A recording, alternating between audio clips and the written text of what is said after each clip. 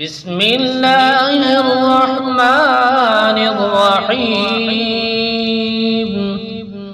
وما كان لمؤمن أن يقتل مؤمنا إلا خطأ ومن قتل مؤمنا خطأ فتحرير رقبة مؤمنة ودية مسلمة إلى أهله إلا أن يصدقوا فإن كان من قوم عدو لكم وهو مؤمن فتحرير رقبة مؤمنة وإن كان من قوم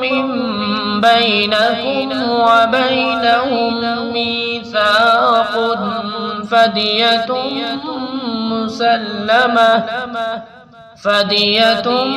مسلمة إلى أهله وتحرير رقبة مؤمنة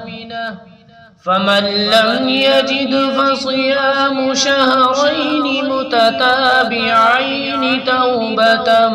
من الله وكان الله عليما حكيما ومن يقتل مؤمنا متعمدا فجزاؤه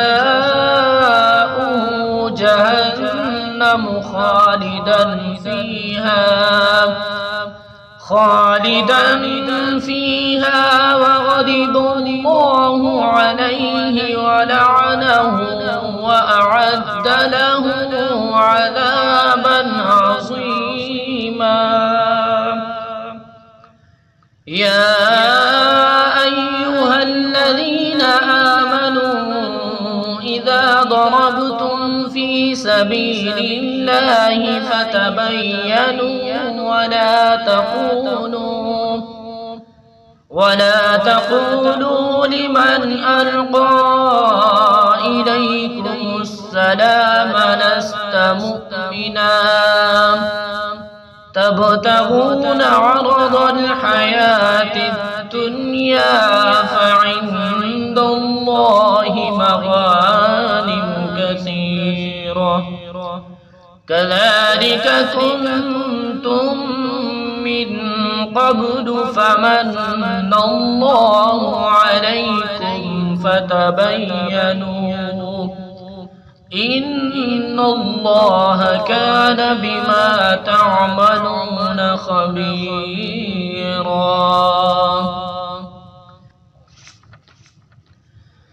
لا يستوي القاعدون من المؤمنين غير أولي الضرر والمجاهدون في سبيل الله بأموالهم وأنفسهم فضل الله المجاهدين بأموالهم وأنفسهم على القاعدين درجة وكلا وعد الله الحسنى وفضل الله المجاهدين على القاعدين أجرا عظيما درجات منه ومغفرة ورحمة وكان الله غفورا رحيما